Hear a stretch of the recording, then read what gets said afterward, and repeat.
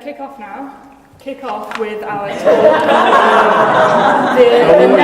The next theme at Sangha night is called Bring It All Back Home, and I am kicking off with the first talk in that theme. A very, very warm welcome to all of you.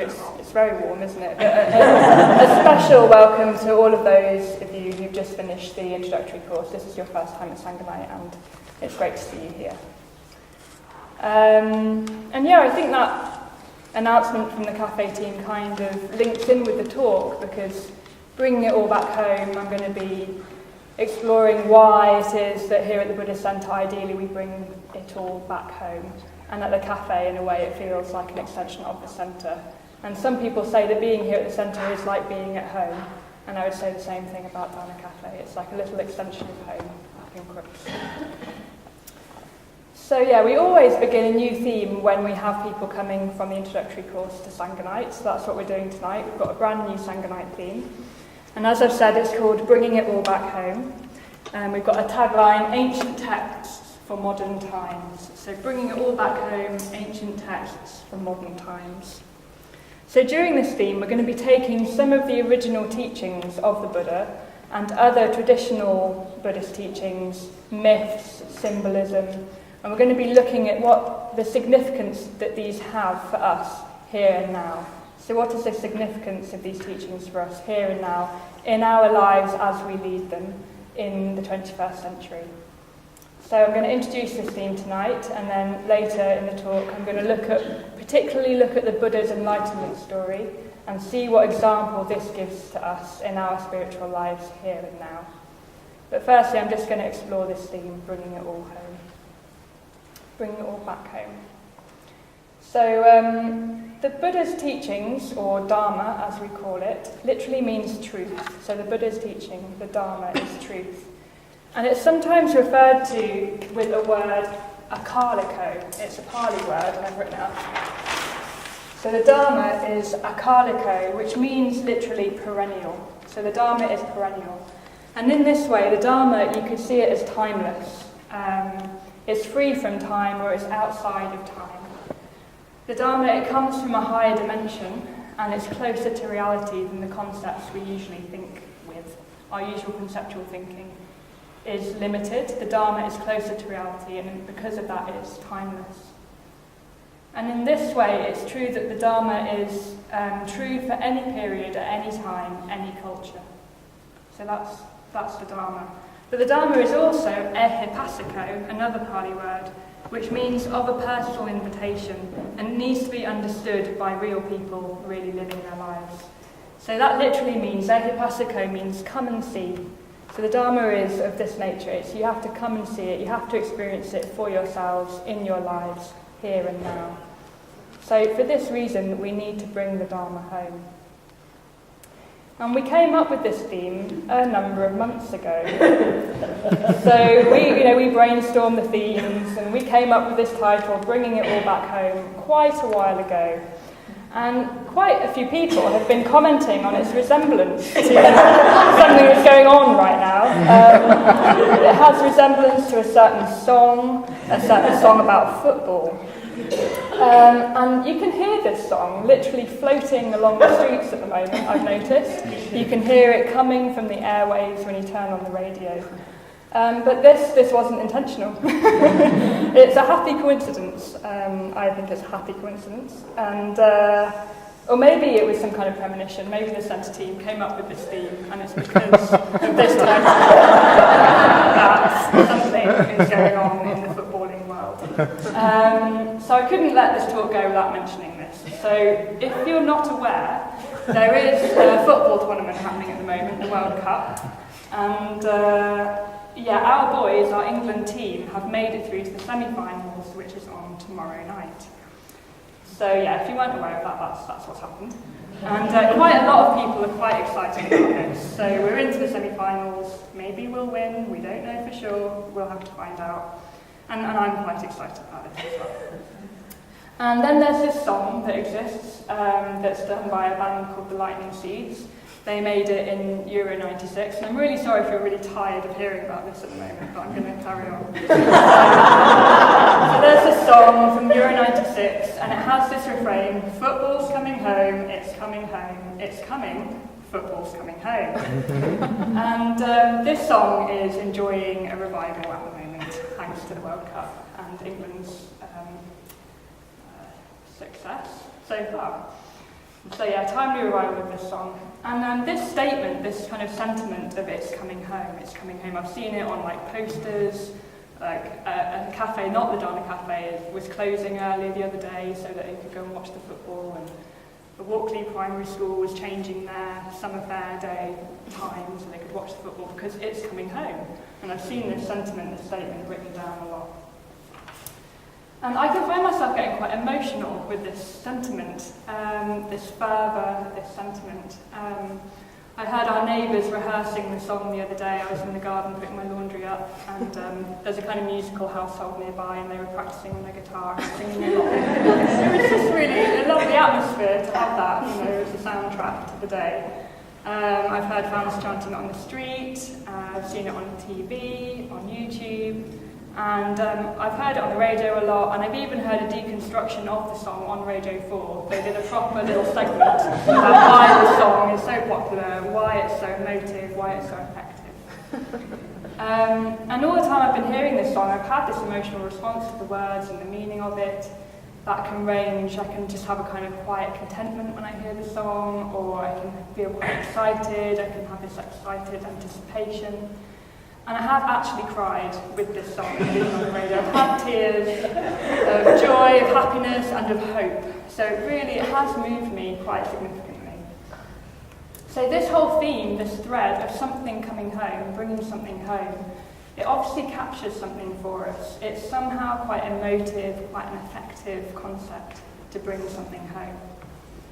And in a way, this isn't surprising, really. There are phrases like, home is where the heart is, there's no place like home, we can be homesick, we can be homeward bound, we can have a second home, which is where we feel most comfortable and most understood. And all these phrases, they show how this idea of home is linked in with our emotional lives.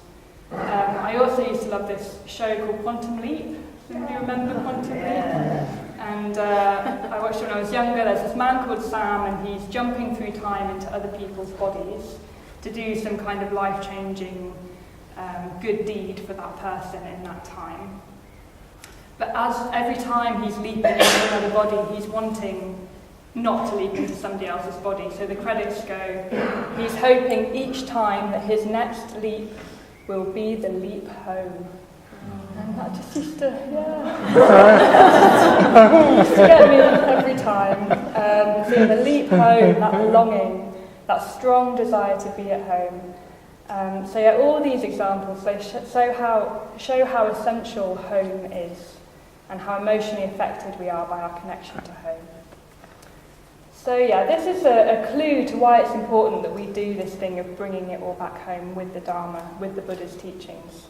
It's important that we have a sense of relevance of these teachings for us in modern times, at home and in our era and in our culture. And if we didn't bring it all home, there could be this danger of the Dharma becoming quite ancient, quite abstract, this abstract idea that has little effect on our actual beings or on our actual lives. That could happen.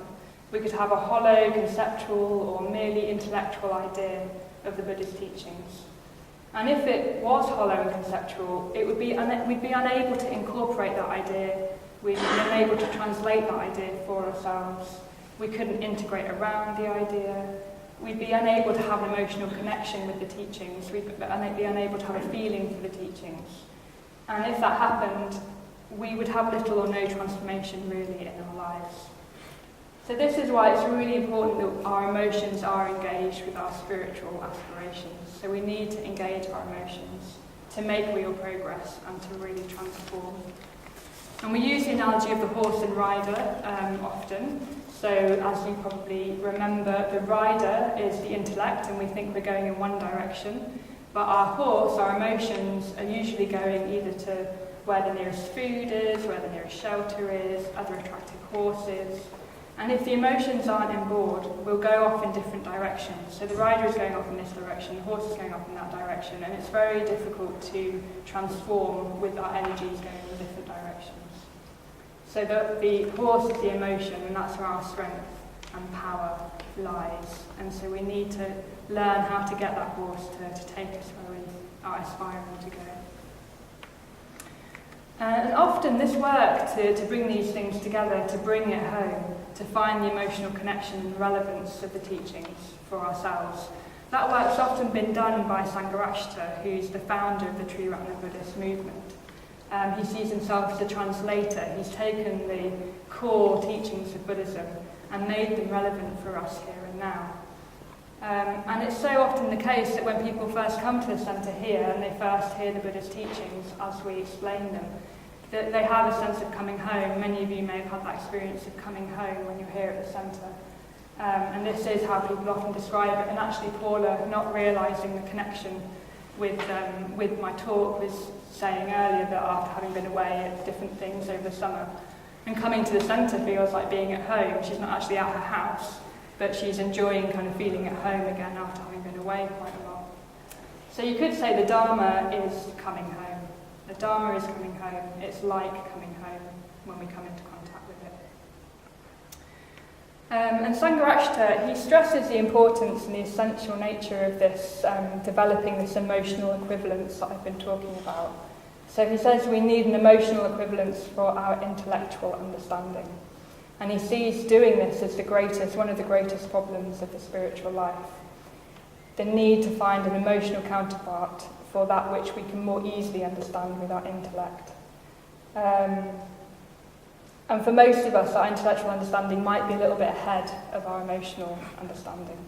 So, for example, we might very well understand that things are impermanent, things are subject to change. We might kind of know that in our heads. But then we might get really quite upset when something breaks or when things change. That can be very upsetting for us. When things change beyond our control, we can lose it. And so that shows that we don't have an emotional equivalent for this understanding of change, of impermanence. We don't know it in its fullness. We don't know its whole truth. Because if we did, then when things changed, we'd have more equanimity. We'd be more steady in the face of change. In the midst of change, we'd be more equanimous amidst we have these worldly winds of gain and loss that we're always getting buffeted about. And if we really emotionally understand impermanence, we wouldn't get buffeted so much by gain and by loss. And this might be worth bearing in mind over the next few days in this world. Things change, we win, we lose, that happens in life. And what we're looking to do is to develop a kind of sense of equanimity in the face of this truth. And here's a quote by Sangha. It's about friendship, and I think this also highlights quite clearly the importance of emotional equivalence. So he says, "It is in friendship, in Maitri or Metta, that we may find the emotional equivalent of the intellectual understanding of the doctrine of no self." So it is in friendship that we may find the emotional equivalent of the intellectual understanding of the doctrine of no self. So it doesn't matter how cleverly or intellectually we can grasp this doctrine of no self. If we're not able to apply it in friendship and metta towards actual human beings, that's what's important here with that truth. And he applies the need for emotional equivalence and emotional connection to the area of ideals as well. It's really important that we have an emotional connection to our ideals. And he says, an ideal isn't just an abstract thing. It's an ideal for life, as it were. It's got to have a definite relation to life, and you've got to feel that relation, that kinship or sympathy with the ideal. So we need to bring our ideals home. We need to have a kinship or sympathy for our ideals, for our aspirations. So that's bringing it all back home. And I've explored why we have a theme that's called Bringing It All Back Home, why it's essential that we go through this process of bringing it home. And we're going to go through, in the weeks to come, we're going to go through doing this with various teachings, myths and symbols during all the talks that lie ahead. We're going to bring it all back home. But now, as promised, let's kick off the theme. We're going to begin where it all began. We're going to go right to the start, bringing it all home with the Buddha's enlightenment. So we're going to take a look at the story of the Buddha's enlightenment and see what we can bring home from that. So the Buddha, there's the Buddha, here's another Buddha. He's sitting under the Bodhi tree. So he's sitting under the Bodhi tree where he has vowed to remain until he has broken through to full and complete enlightenment. So we're with the Buddha. And here's a quote from an ancient text, the Lalita Vistra. The Buddha said, "Here on this seat my body may shrivel up. Here my skin, my bones, my flesh may all dissolve. But I will not move my body from this seat until I have reached final and complete enlightenment, so hard to achieve in the course of ages." So we're with the Buddha as he has vowed to gain enlightenment. And you may have heard this reading if you came along to Buddha Day. We had various readings on Buddha Day. And if you were there, you'll have heard these various myths around the Buddha's enlightenment. And it's important to say that these readings that I'm going to read out, they depict a mythic story. It's not a factual account of what actually happened, but it brings out important inner aspects of what happened for the Buddha. It brings out the significance of what happened, as a factual story couldn't.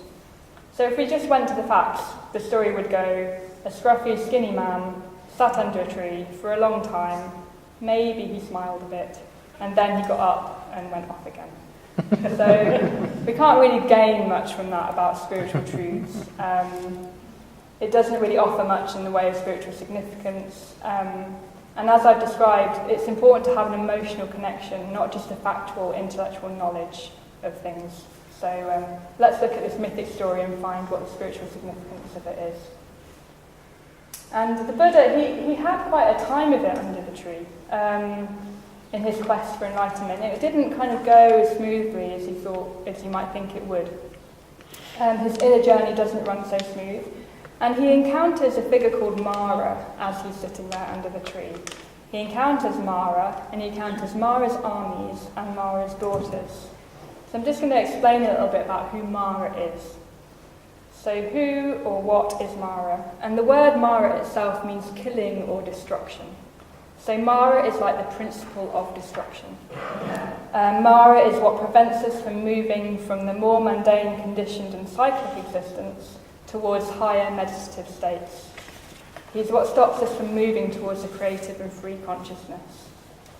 So with Mara, we can just keep going round and round in habitual cycles, not able to find a gap. Mara prevents us from finding the gap, from making any positive changes, and he undermines the changes we start to make if we do start to find the gap. So Mara, the figure of Mara in Buddhism, is a kind of representation of the inner forces that work to undermine our aspirations. And in this way, Mara becomes a kind of somebody. He becomes a figurative character in the early Buddhist texts, a character who interrupts the aspirations of the Buddha. And we can experience that ourselves. We can experience that which tries to get in the way of our practice. If something seems to be stirring up unskillful mental states that we're finding it hard to manage, then maybe we're experiencing Mara. He's traditionally known as a shapeshifter, a character who just finds cunning ways to trip us up in our aspirations. And the Buddha meets the figure of Mara throughout his life. Mara tries to undermine the efforts of the Buddha before and after the Enlightenment, and we can learn quite a lot by looking at these episodes. And maybe the most important meeting between Mara and the Buddha happens here under the Bodhi tree, where the Buddha has vowed to remain until he gains enlightenment. So back we go to the Buddha, seated beneath the Bodhi tree. He's vowed to remain until enlightenment, and this is when Mara gets interested. He's like, okay, he really thinks he's going to go for it. Let's see what I can do about this. So the Buddha's just sitting there, and Mara is getting a bit kind of interested, almost a bit fearful that somebody's actually going to break through to enlightenment. And he thinks, how can I kind of assert the Buddha? And he wants to undermine his efforts, so he sends his army to upset the Buddha. So I'm going to read another quote of the army coming to upset the Buddha. So Mara summoned the terrible hair-raising army of his sons. His soldiers could transform their shapes and faces in a million ways. Their heads and hands were twisted and distorted, their eyes flamed, shining red and flashing, their teeth sticking out of their mouths, their tongues lolling, thick and rough like matting. With raucous, ugly voices, harsh and terrifying, some roared or groaned as they charged, some screamed, "Grab him! Strike him! Rip him to pieces! Tie, cut, break, crush! Away with this Gotama and his foolish tree!" Throwing spears and swords, javelins and axes, poisoned darts and uprooted trees, raining down rocks and burning embers, their hair standing on end or blazing with fire, they pushed and jostled as they crowded round to frighten the Buddha. Meanwhile, demons in the form of old women cried out, "Save yourself, my son! Run, run while you have the chance!" While other creatures ran around like chickens, waving their arms in the air in fright, screaming in terror through distorted mouths. It's fun. I mean, you can't see it, can you? But it's happening. So the Buddha, he withstands this attack. He withstands this quite gruesome attack. He's not swayed by this onslaught. He remains seated, remains tranquil, remains firm. And as the spears and the arrows fly towards him from the army, they transform into flowers, and the petals of the flowers fall harmlessly, carpeting the ground at the feet of the Buddha. So here we have the Buddha facing anger, facing ill will, facing aversion and fear.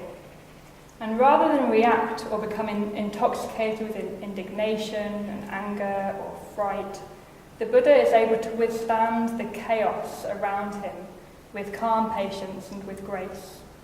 So that it's like the Buddha has created an aura around him which no violence can disrupt. And you can see the Buddha with an aura around him here and behind the Rupa there. So he's withstood the army of Mara. But now Mara's like, okay, what next can I do then? I'm going to really try this now. So unable to sway the Buddha with the use of violence, of ill will, of aversion, of fear, he turns to another one of his weapons, which is desire. So he has desire, lust and craving as one of his weapons, and he sends this in the form of some beautiful daughters to attract the Buddha.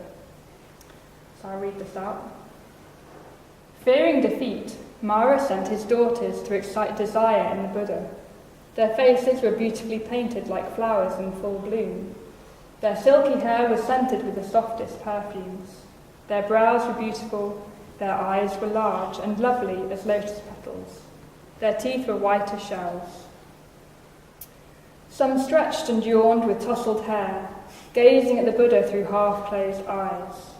Some swayed their hips to music, with dangling earrings and artful veils, moved flirtatiously, revealing themselves unexpectedly.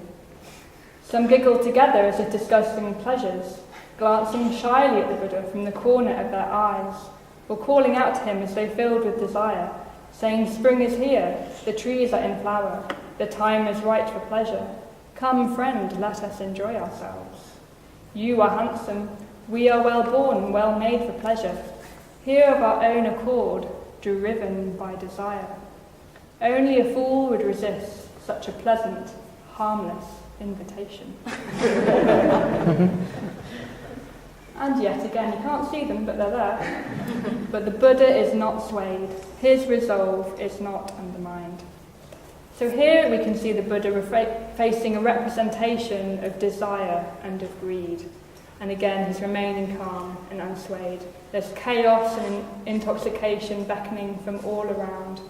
But his aura, it remains intact, and he continues to sit beneath the Bodhi tree. So we've had representations of the army, of ill will, and now we've had the representation of greed, of craving. And now Mara is super angry. He really can't believe that the Buddha has managed to withstand both of these phases of his attack. And he needs to find another way to get him to budge. So now he goes and challenges the Buddha directly. He asks him who he thinks he is to be so sure of himself, so firm, so strongly intentioned. And Mara comes and he says, "What right have you, you upstart, being as you are a subject in my empire of desire. What right have you to defy your king? What right have you to sit on the diamond throne of the noble Buddhas? Petty princeling that you are, and a traitor to your rightful ruler. That scared me. So he's trying to get Mara to budge by calling him out, basically. But again, the Buddha isn't undermined. This final attempt, he just hears Mara and he meets Mara's challenge. And he simply reaches down and touches the earth, which is what he's doing here. He just reaches down and touches the earth. And this shows his confidence. It proves his strength and his conviction. He's touching the earth to show his confidence in his faith. So by challenging the Buddha in this way, Mara is calling upon the weapon of doubt in his final attempt to defeat the Buddha. But again, the Buddha remains unswayed. So I'm just going to recap what this story might mean, what it represents. So the first challenge of Mara's army is the forces of anger and hatred, of fear and dread. The second, Mara's daughters, the forces of desire and of craving. The third challenge represents doubt, or a lack of belief in our abilities. It represents a lack of belief in our own potential. But through all of these challenges, the Buddha remains seated and remains practicing. He feels the force of the attack. He knows the attacks are happening, but he stays firm in his resolve. He doesn't become angry and react. He remains true to his aspirations by withstanding Mara's efforts to undermine him. And because he can do that, he's able to cultivate the more positive and creative mental states that lead to his enlightenment. He gets through these attacks to enlightenment. And throughout this episode, the Buddha has kind of created and maintains a positive aura, an aura of positive mental states, calm, of grace around him, so that whatever Mara is throwing at him, this aura is undisturbed. Arrows turn into flowers when they come into contact with the aura. He isn't drawn away into the desire and craving, and he acknowledges that he has confidence in himself.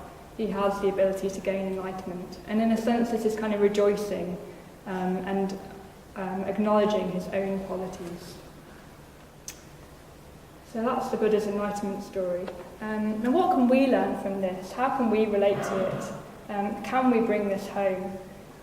What relevance does this have to us?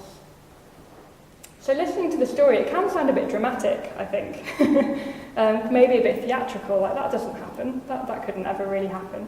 And we might relate to it, we might not. And also maybe it can sound a bit simple that you just stay sitting there and everything's okay in the end. Just continue on and everything will fall away like flowers at your feet. And it doesn't always feel simple or straightforward in our lives. But this story, it does point to one of the most effective ways that we can work with any unhelpful mental states in meditation in our lives. So the story, it's showing how the Buddha is responding to Mara in the form of 3 of the 5 hindrances. The 5 hindrances to meditation. He's responding to aversion and ill will. He's responding to the desire for sensual experience. And he's responding to doubt and indecision. That's what the Buddha is responding to when he's facing Mara. So here we have the 5 hindrances. So sense desire, ill will, anxiety and restlessness, sloth and torpor, doubt and indecision. These are the 5 hindrances to us in meditation, to everybody. And the Buddha has faced ill will in the form of Mara's army, sense desire in the form of Mara's daughters, and doubt and indecision in Mara's challenge. And in a way, the hindrances are all that obscure or stand in the way of enlightenment for us and for the Buddha. So if we can crack these, then we can crack enlightenment. So I'm sure we can all relate to experiencing these hindrances when we sit down to meditate. So for me, I might sit down and start thinking about ice cream and desiring ice cream. Ice cream. And that will take me away from appreciating the awareness of the breath if I'm doing mindfulness of breathing.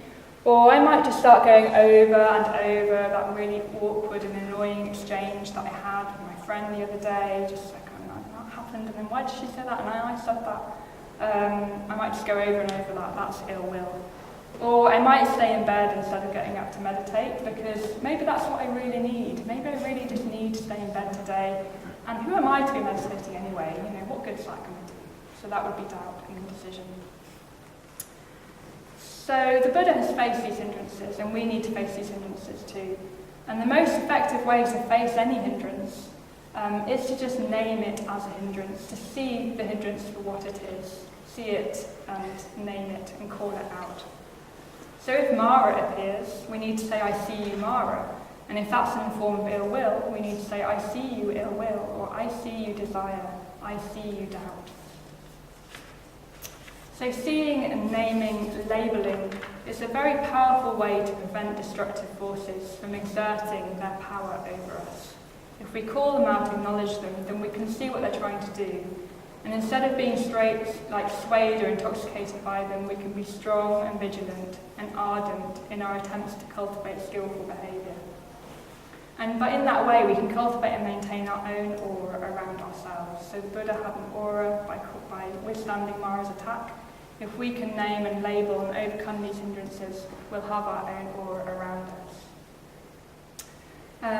So the Buddha, he had kindly awareness. He was able to choose not to react. He could continue to meditate. He could maintain his aura amidst the chaos and continue his quest for enlightenment. And we can do that too.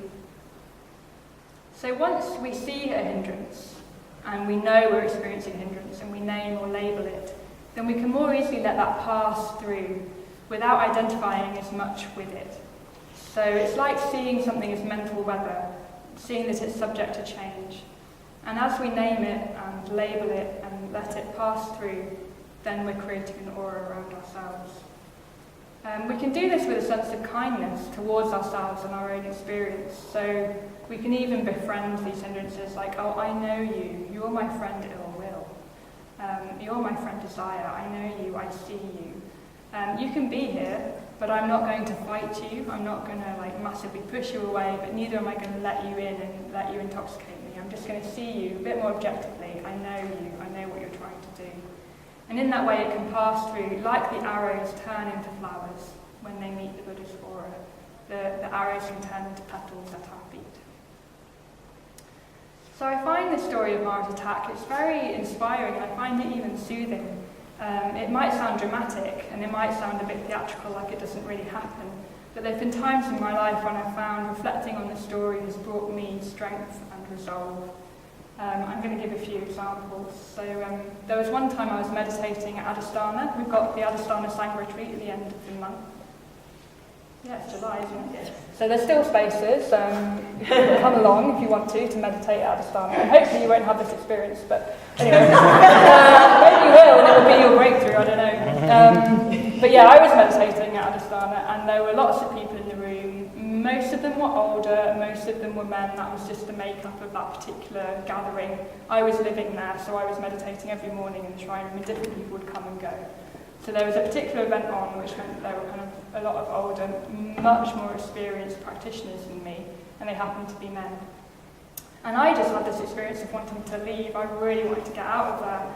I was sitting there just feeling very, very oppressed, with a lot of fear, and I didn't know what that was.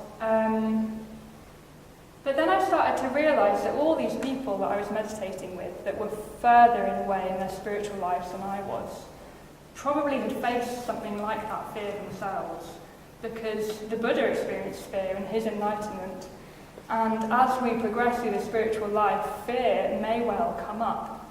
And so I was able to see that this wasn't my fear that I was experiencing, and nor was the Buddha's, Mara's army attack to do with the Buddha himself. It was a spiritual truth that when we sit down, we face the hindrances that we're normally not aware of. So ill will, aversion and fear, they're all kind of in the same bracket. I had a lot of aversion to sitting down and meditating that day. I just wanted to run away. But as I realised that this was a spiritual experience and it was in the Buddha's enlightenment story for a reason, because when we sit down we face our hindrances, then something just switched, and instead of feeling fear and fright and aversion, I felt very, very supported by everybody who was around me, because I realised we were all on the same quest in a way, and all of those people could and would support me in my facing my aversion. And so I stayed in meditation, it flipped, and when I came out of meditation, I was much more able to connect with people and communicate with people, because something about aversion I'd sat through and I'd withstood the aversion. And then with craving, I've also done a 3-month ordination retreat a few years ago, and I'd not been around any kind of modern culture, and I went to the hostel that we were staying in the first night we came out of the retreat, and in the corner of the foyer there was a music video, and it wasn't a particularly raunchy video, but it was so sexualised, the images of this music video, I think it was Ed Sheeran, and it just really struck me like, wow, we've got a lot of craving that we face. We've got a lot that is trying to stir up our craving. And normally I'm just completely desensitised to it. But because I've been away from the TV or from advertising, I was sensitised to it. And I was like, wow, we're facing a lot of craving. So if we can withstand that, if we can name craving and maybe not be so desensitised to it, then we won't just be in the pull of it all of the time. Just craving just rumbles on unnoticed normally in our experience, but maybe we can see craving as craving, name it, and then it will have less power over us. And then this kind of who are you, Mara's challenge. In a way, every time I've made any steps towards a greater commitment to my practice, maybe I've started to meditate more, maybe I've spent more time with my spiritual friends, I've become less anonymous here at the centre, I've even stood up and given talks. And I can sometimes find that I just want to run away and hide. I don't want to be known, or I want to remain anonymous, because by putting oneself forward, it's like you're really saying that you want to do something, you want to commit, you want to change, you want to transform. And so even, during talks right now, it can be a bit like, well, who are you? Who are you to give a talk about Buddhism? And talking to friends, sometimes people have said, well, who are you not to? And I would say that to all of you. If you have any doubt whether you're the kind of person who can do something that actually you'd quite like to do, and you think, well, who am I to do that? Well, who are you not to? Anybody can transform and live out their aspirations. That is possible. So with each of these examples that I've just given, it's been really important that I've been able to name or label the hindrance that I've been experiencing. Otherwise, it would have just I would have been at the mercy of it. And I think it's important to say that I've had the support of my friends in this process. So Sangha can be a really important support in the challenge as we face our hindrances. Sangha can be a support in living a spiritual life. If we want to create an aura around ourselves, how much better is that? More kind of supported are we in doing that if other people are also trying to face these hindrances and move through them? And I think this echoes this quote of Sangharashta's, that it's in friendship that we may find the emotional equivalent of the intellectual understanding of the doctrine of no self. So we all face these hindrances. This is a human situation, a spiritual significance to facing these hindrances. And if we can support each other as we do that, all the better, the more likely we are going to be able to name and label hindrances and move through them. So we've looked at these three, mainly sense desire, ill will and doubt, because they're the challenges that Mara brought to the Buddha. But what about these other two? So we've got anxiety, restlessness and sloth and torpor. Do you relate to those, anybody? Yeah? A few nods. Okay, so what do we do about those hindrances? Well, labelling and naming is just a very, it's the antidote to hindrances in general. So label and name sloth and anxiety if you experience them. But also what can be really helpful here is the image of the Buddha. That's another reason why I got this image to be here. Because the Buddha exemplifies both energy and calm in meditation. And we can use this imagery in meditation by bringing the Buddha to mind. So we have a sense of an alert being, an upright and alert being, yet he's relaxed, calm and present. And he's surrounded and protected by positive mental states. He has this aura around him. He's alert yet relaxed. He's protected, but he's also connected with the world. So to use a traditional phrase, the Buddha is in the world, but not of the world. So we can really bring to mind the Buddha as a way of counteracting the force of the hindrances of sloth, where we just want to be lying around. It's very hot at the moment, maybe we just want to loll about. But here the Buddha is sitting alert and present. and we can counter anxiety by imagining being as calm, as peaceful, as relaxed as the Buddha. So just in summary now, this was the first talk on the series of bringing it all back home. So I've talked about why the Buddha's teachings and example needs to be brought home. The Dharma is perennial, but we also need to understand it in our own experience. We need emotional equivalence to our intellectual understanding. And we've also seen how the Buddha's enlightenment story can give us a glimpse into how to work with hindrances that obscure the enlightened mind that we all have access to. So I'll end now just with wishing us all well in the coming weeks as we carry on through this theme. And I really rejoice, and I'm very glad that it's coming home. The Dharma is coming home.